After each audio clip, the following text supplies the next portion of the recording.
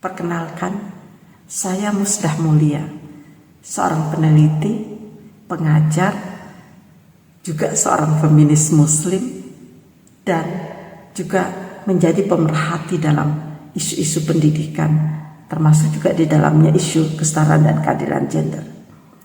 Ada banyak masalah dalam masyarakat kita yang membawa kepada maraknya kekerasan terhadap perempuan.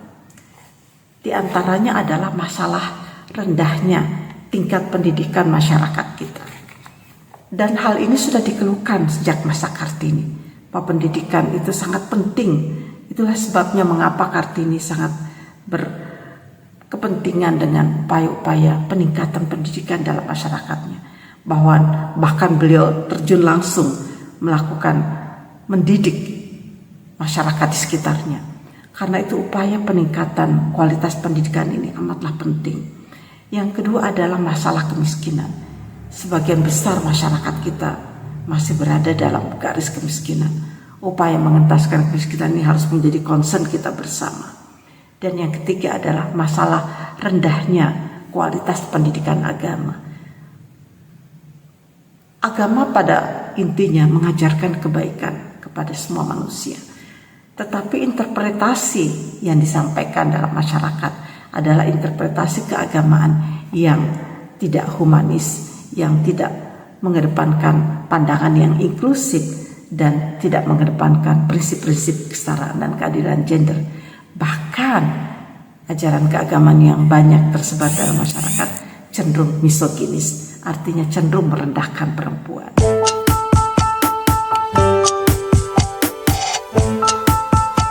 Setidaknya ada 3 masalah dalam masyarakat kita yang menggiring terjadinya kekerasan terhadap perempuan.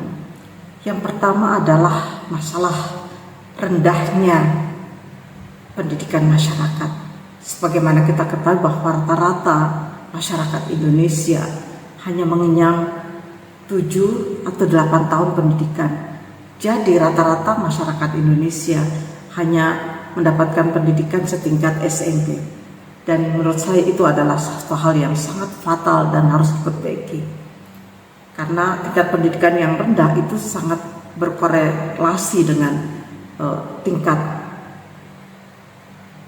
kekerasan dalam masyarakat. Yang kedua itu adalah tingkat kemiskinan. Ya, karena sebagian besar masyarakat kita masih berada dalam garis kemiskinan. Karena itu upaya-upaya untuk mengentaskan kemiskinan ini juga menjadi salah satu syarat untuk menghilangkan berbagai bentuk kekerasan terhadap perempuan dalam masyarakat. Yang ketiga adalah masalah-masalah yang terkait dengan budaya. Budaya kita masih mengedepankan budaya patriarki yang memandang perempuan itu tidak setara. Karena itu masalah-masalah yang berkaitan dengan budaya ini juga harus diperbaiki. Dan yang keempat adalah masalah-masalah yang terkait dengan interpretasi ajaran agama.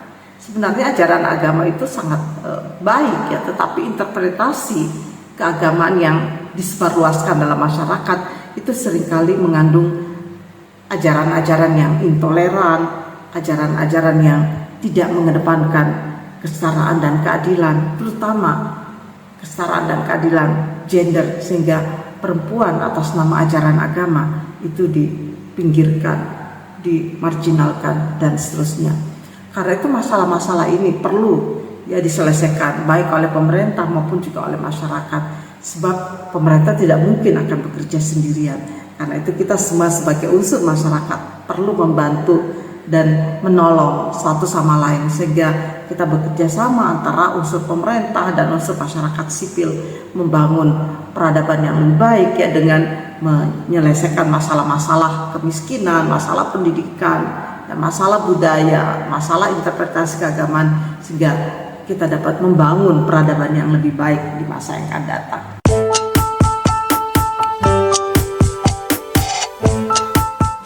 Bagi saya, Kartini bukan hanya sekedar pahlawan nasional, tetapi dia adalah sungguh-sungguh pahlawan kemanusiaan.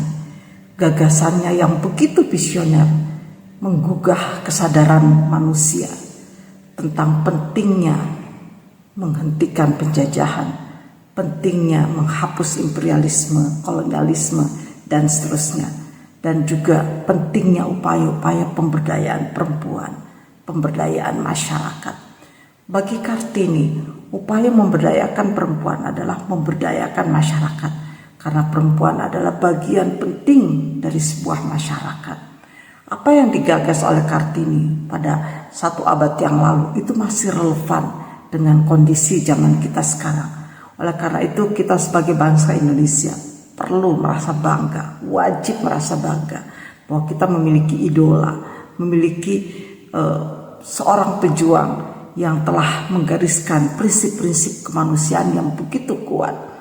Dan buat saya Kartini bukan saja seorang pemikir yang menggariskan pemikiran-pemikiran yang visioner, tapi juga seorang penggerak.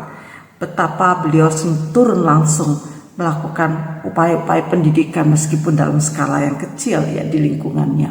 Tetapi juga yang penting bagi saya adalah Kartini telah menggugah kesadaran semua orang, termasuk kesadaran keagamaan.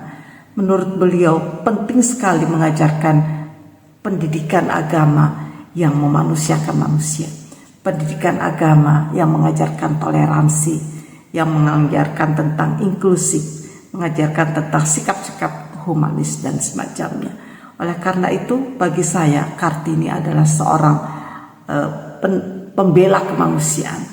Beliau mengajarkan tentang bagaimana melepaskan diri, melepaskan bangsa ini dari semua bentuk penjajahan, dari semua bentuk diskriminasi, eksploitasi, dan juga kekerasan.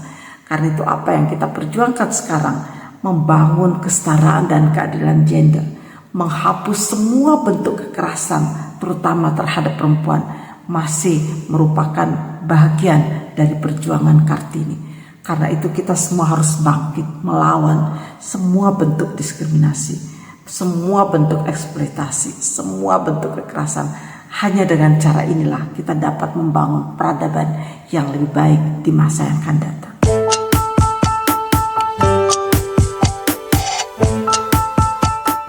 Upaya-upaya mempercepat kesetaraan dan keadilan gender Indonesia ini dapat dilakukan antara lain melalui 3 hal.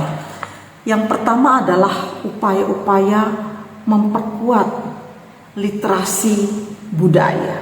Bagaimana kita melakukan upaya-upaya rekonstruksi budaya, mengembangkan budaya egalitarian dan mengikis sedikit demi sedikit budaya patriarki yang selalu memandang perempuan sebagai makhluk yang rendah. Yang kedua adalah mengupayakan perbaikan di tingkat struktural. Bagaimana kita menghapus semua bentuk peraturan perundang-undangan yang diskriminatif terhadap perempuan. Bagaimana kita harus mengedepankan peraturan-peraturan yang egalitarian, peraturan-peraturan yang memberikan keadilan bagi semua, termasuk memberikan keadilan bagi perempuan. Karena itu kita harus memperjuangkan peraturan-peraturan perundang-undangan baik di tingkat daerah maupun di tingkat pusat, peraturan-peraturan undang-undang yang mengedepankan prinsip keadilan dan kesetaraan, prinsip yang menjamin hak-hak kemanusiaan kita semua.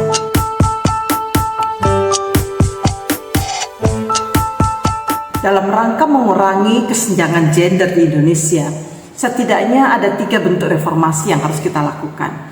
Yang pertama adalah reformasi budaya. Kita perlu melakukan upaya-upaya rekonstruksi budaya. Apa itu? Mengkonstruksi budaya egalitarian melalui pendidikan dalam arti yang seluas-luasnya.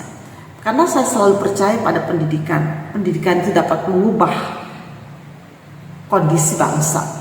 Jadi pendidikan yang kita kembangkan adalah pendidikan yang mengedepankan toleransi, mengedepankan sikap-sikap inklusif, humanis, dan mengedepankan prinsip kesetaraan dan keadilan gender.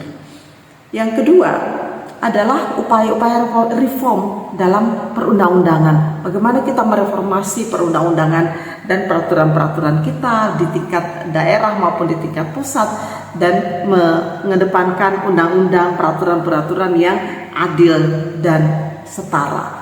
Jadi semua peraturan yang diskriminatif, yang mengandung unsur-unsur eksploitatif dan seterusnya itu perlu diubah. Dan yang ketiga adalah reformasi dalam bidang interpretasi keagamaan. Bagaimana kita semua aktif dalam menyebarkan interpretasi keagamaan yang humanis, yang akomodatif terhadap nilai-nilai kemanusiaan, yang mengedepankan prinsip-prinsip kesetaraan dan keadilan gender.